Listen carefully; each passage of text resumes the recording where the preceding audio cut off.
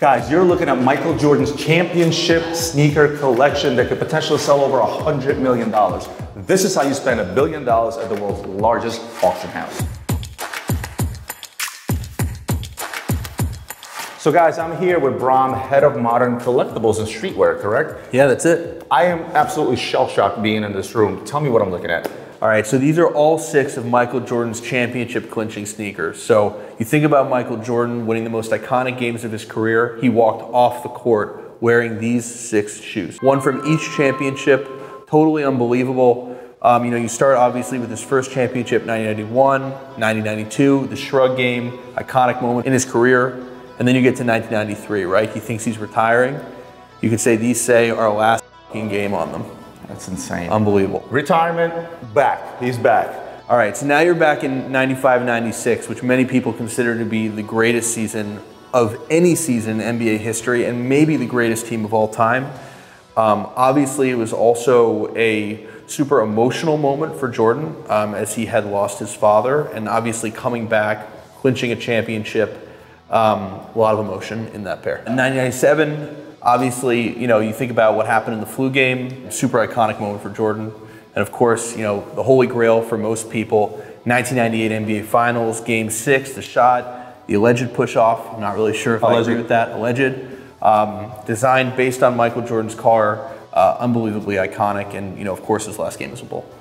And guys, this is why Sotheby's is the biggest auction in the world, because look, there's plenty of auctions out there, plenty of choices, but to entrust something like this, if I had this, well, I wouldn't give it to you, I would keep it. But if I had to give something like this up, this is where it would go. This is absolutely insane. Thank you so much. Of course. Let's go look at some other stuff, because again, we can't spend $1 billion here. We're about 1/10 of the way there, so let's go. What was the estimate on this? I believe the estimate is upon request. Upon request, so we're talking tens of millions? Yeah. Tens of millions. Guys, if you want to spend another $30 to $50 million, you can go with the famous Estrella de Fur Ruby. This thing is absolutely exceptional, 55.22 carat, probably one of the best quality rubies that you'll find out there. Came from a 101 carat rough, I believe, and turned into this beautiful, beautiful stone. But I'm gonna show you something else that's even crazier. So the ruby sold for almost $35 million. Science and pop culture. So this is the Freddy Mercury collection. So for those of you who have seen the movie, Freddy Mercury had a wife. Music. Yeah. Freddie Mercury's wife actually kept his entire townhome sort of as a memorial, exactly the way it was when he passed away, and now it's finally coming to market after all these years. So what you're staring at here is his Saturday Night Live 1982 jacket, which is incredibly impressive. But cooler than that is this. And this are the original working lyrics to Bohemian Rhapsody. So what you're staring at is his literal working draft as he's changing the lyrics. Are you actually reading that, Adrian? Obviously. Sing it for us, sing it for us. Is this the real life? Oh God, no. So the working lyrics of the Bohemian Rhapsody, also supposedly been a Mongolian Rhapsody, probably will fetch $2 to $3 million. Over here, since we're on the lyrics front, is "We are the champions, somebody to love, and don't stop me now." We Are the Champions would probably be one people will go apeshit. Well, actually, no, Bohemian Rhapsody is kind of the most iconic one. Well, I think what's special about the Bohemian Rhapsody one, if you compare it to these, they're all technically working lyrics. However, Bohemian Rhapsody, you're actually looking at the changes in real time. Like, no one knew. It was, who the hell knew? Because Queen didn't really have that long of a production output in terms of how long they were really on the stage. Evening Scarf, $20,000. The lyrics to We Are the Champions, Somebody to Love, Don't Stop Me Now, about $2 million here. Obviously the signature crown, estimated 30 to 40, put at least 100 grand on that. Then of course the leather era stage jacket, they're estimating it again 30 to 50 grand, probably double or triple that in the very least. I mean, Freddie Mercury's crown, you think that's impressive? Wait till you check out Sotheby's magnificent jewels. Some of the stuff that they have to offer or had to offer over the years, I've been following these guys for years, is short of amazing. I mean, it's bonkers. 10.5 carats, a little over, of flawless, fancy, vivid, purplish pink. And the pink diamond that was to die for, also almost $35 million. Magnificent jewels. Now let's go look at some handbags. You'd be surprised how much money those can fetch. I love these. I think they're so spectacular. The Birkin Cargo. How rare is that? That's pretty rare is my understanding. I don't speak handbag, but I believe the estimate on it is 18 to 28,000.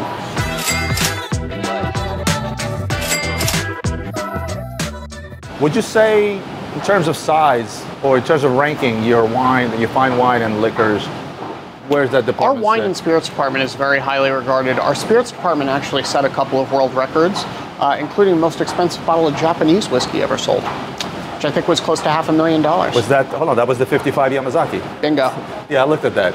I'm like, well, maybe 50,000, maybe 100, $500,000. That bottle actually sold for 6.2 million Hong Kong dollars, which is around 800,000 USD. In total, how much wine do you think you have sitting there? If you had to guesstimate, just wine alone? Hard to know.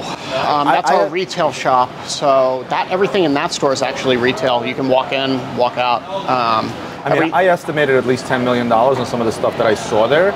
I don't think it's that high because we're not really selling anything stupid crazy. Like you're not going to have like your first growth Bordeaux's in there. That's going to auctions. That's going to auction. So like there's actually a case at the end. That's some really rare Rothschild from '85.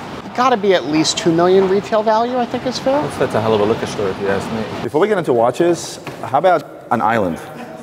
They're selling an island, like an actual island. It's right there. Off the coast of Nova Scotia, 20 million for your own private island. Guys, what do you think of a private island off the coast of Nova Scotia? Maybe put a little luxury bazaar boutique on there. Thoughts? Guys, remember this guy from the last video we did, Jonathan? He's part of the watch department. You're from LA though, actually, but you do tend to fly back and forth a lot. I'm a native to LA. You can tell by the accent. Oh, definitely a LA accent for sure. But guys, we saved the best for last. I mean, I don't know how many hundreds of millions we've counted up so far, but obviously watches is where there's a lot of real value. And what a better way to start than with Paul Newman's Daytonas. But when I say Paul Newman's, I mean actually Paul Newman Daytona. Jonathan, what can you tell us about these? 2 watches. The last 2 watches that he had, one is a white gold, one is steel. The one on the left with the white dial zenith was gifted to him by Rolex in 1995. He won the GTR 1 class at 24 Hours of Daytona. The one on the right is white gold, so it was given to him by his wife Joanna. She engraved it on the back, and an engraving reminiscent of the other 2 Paul Newmans that have been sold. I'm going to ask you what the estimate on these are, and I'm going to ask Adrian what do you think they're actually going to fetch? They're both at $500,000 to $1 million. I think that's probably conservative in terms of the provenance and the history of the watches, but this is what... That's total or each? That's each. Each one is estimated $500,000 to $1 million. Adrian, what are you calling on total all in? So that's basically 20x what the regular market price is. Yeah. Okay. It's hard to say. Yeah, I mean, I'm gonna. You know me, you like to make bets. I'm gonna estimate the steel is going to go more than the white gold. I think the steel is going to go for $2 million, and I think the white gold is going to stop at about $1.5 million. What do you think? Under. Over. I'll bet you a Paul Newman suit, because you know what these guys have? Not only do they have his watches, look at this. This, look, literally says Paul Newman right there. Yeah. Butch Cassidy. Butch, and then his initials in the Hole in the Wall gang, which was his charity event. I mean, a lot of these are no reserve as well, so the market really will tell us how much these are going to sell. I'll be bidding on one of those. Grab one. You can get a helmet down here as well. Well, one of the Adrian, what were your picks right out of the gate when you walked in here? I mean, since we started from here, obviously the first thing that caught my eye was RM2 Platinum, which we recently had. I think just from a value perspective, this is probably the best Richard Mille in the catalog period ever that you can buy, especially in platinum. You get a tourbillon for under $500,000. And that is estimated very low at 100 to 150. Yeah, I'm going to say over 250 on this at least. I agree with you. Yeah, I think that's a reasonable. I mean, a quadruple tourbillon from 𝗙𝗰𝗄𝗆 is another one. I mean, it's sort of the unsung hero from the independents. Probably one of the best made watches out there. I'm going to estimate this one to hit over the $200,000 mark easily. Yes. 750 grand retail, I think. It was 780. It was somewhere around 740 Swiss francs. So yeah, about close to 800,000.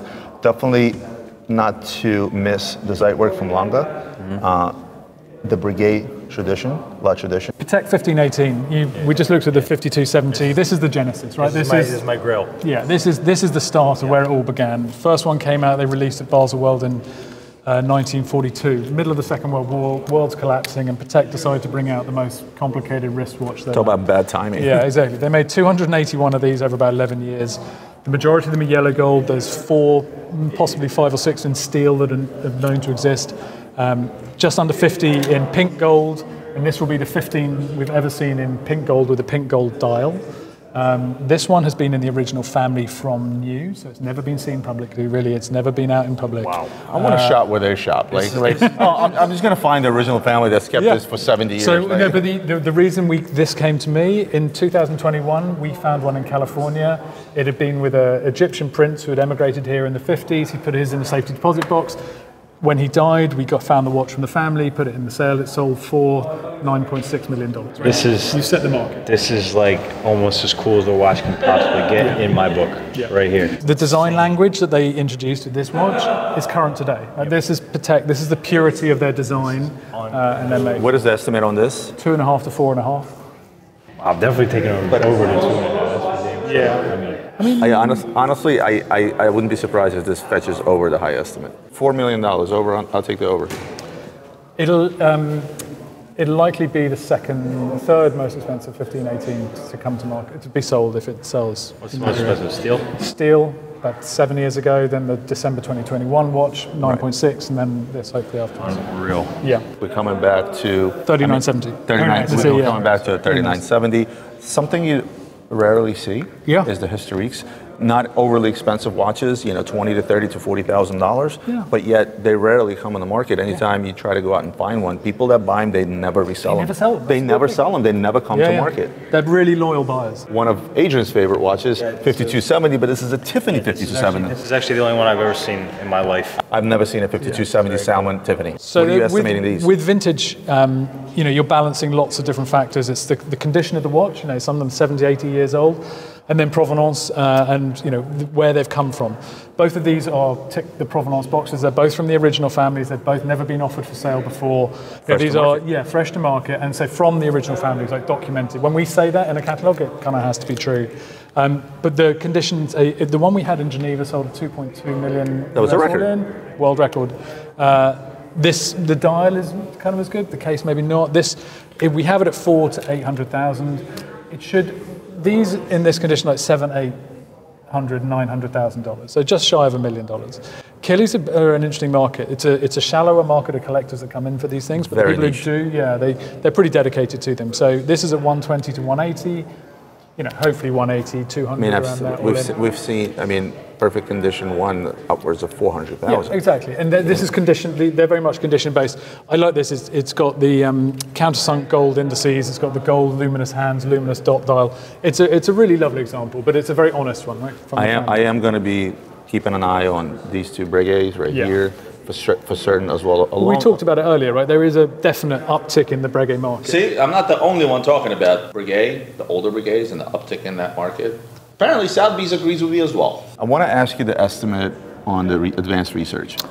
250 to 350. I think there was one that sold at 630,000 auction in about 18 months ago. I love the watch. Don't get me wrong, I absolutely love it. I think there's so much character in it. Super comfy. Yeah. Personally, I'm a big fan with their first research pieces, which they did in a 5036 case, right? It was, I forget the reference numbers. The trio of those, I always thought that those were going to be the ultimate collectibles. But the thing is, I think when this came out, it's so overshadowed. Yeah. And it also came out at a time where the sports market was taking over the dressing market, and I think it overshadowed. But I think for those that are holding the original 3 research pieces, I think that's a long-term hold alongside with this one, because ultimately, for the ultimate collector to have all the research pieces, and again, people that buy them, they actually don't buy it for the hype. Most people that bought this one, they bought it for the hype. They don't even understand, half of them don't even understand the concept of the actual research that went into this. And mind you, I'm not a big Aquanaut fan, but this one, absolutely. Okay, so the Billionaire's Minute Repeater, the 5078P, always the undervalued animal, right? White dial is enamel, this is not enamel, but it's I never understood that. Why would they do that? Like, they made the white dial enamel, but the black one is not. They made one enamel. If I throw this on my wrist, you'd think, oh, I'm just wearing a Calatrava, right? Okay, it's a cute $20,000 watch to wear with a suit to work, but this is the ultimate undercover. This is still sealed. Carry a big stick. Exactly. This is still sealed. Yes, factory sealed. This is amazing. Yeah. Here's I think an undervalued watch. That's what you always say. We could just kill 2 birds with 1 stone. We got 2 undervalued watches, in my opinion, especially the 5204 in platinum. I mean, killer watch. Killer watch. I mean, it has some detractors, that it's the upside down moon phase. Some people don't like the size of it, especially coming after the 5004. Yeah, As, I mean, as a 5004 is contemporary, tiny, yeah, guys, as a but contemporary, complicated, high complication Patek, it's a spectacular. You know what? You know what I never understood is if you look at the jump between 3970, 5970, 5270, and they go from a 5004 to a 5204. Yeah. It's like I feel like it was such a. There's nothing. Don't forget that the time the 5204s came out, big watches were the craze. That is true. That is true. Right? That is and true. nobody That is was true. wearing small watches. A watch that most people won't recognize. So Arnold Schwarzenegger, the biggest ambassador for Audemars Piguet for days, he had close to 22 watches made for him under that umbrella. And this is actually from the movie Sixth Day. And most people don't know this. This is the biggest Jules Audemars to date. The biggest Jules Audemars made. That's 50 millimeters. That watch actually came with a jacket.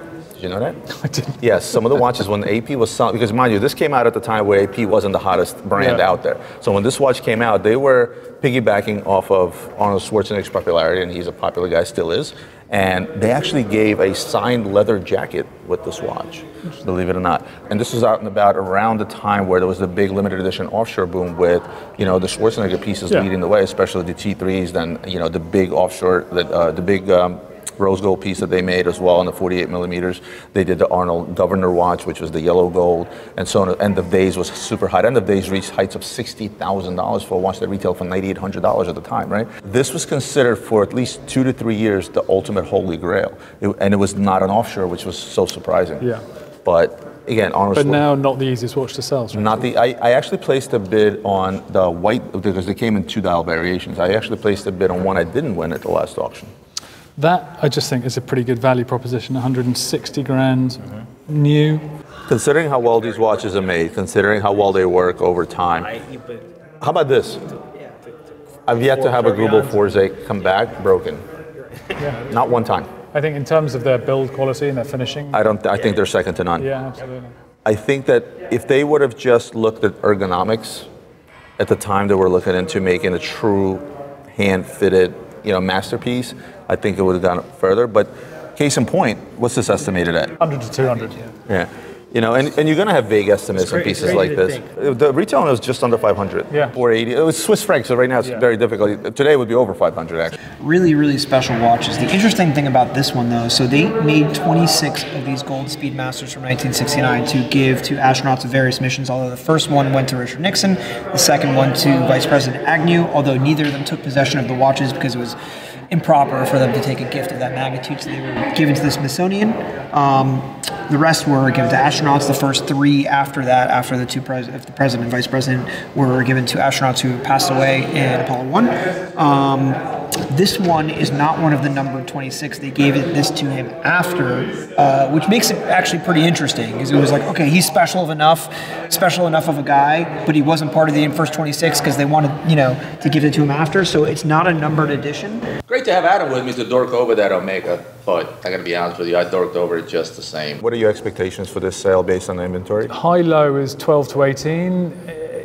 It could do, I mean, look, the Newmans could go gangbusters. There's a strong following for those watches. 15, 18, who knows? And we've got some potential upside. I think between the Newmans and the 15, 18, I think that's going to make up a solid chunk of change. No, I'm naturally conservative, but we're optimistic. The market feels like it's ready for some of these watches. Yes. Like people are going for either the best of the best, the rarest of the rarest, or watches that might never come back to market. Things like the Newmans. These things, this might be your only chance. So if you're going to write a big check, do it now, because they might not get another chance to buy that watch again. But guys, first of all, thank you so much for opening the door, not only to the watch department, but along with other things. I don't know the next time I'm going to be standing next to Michael Jordan's championship sneaker collection ever again.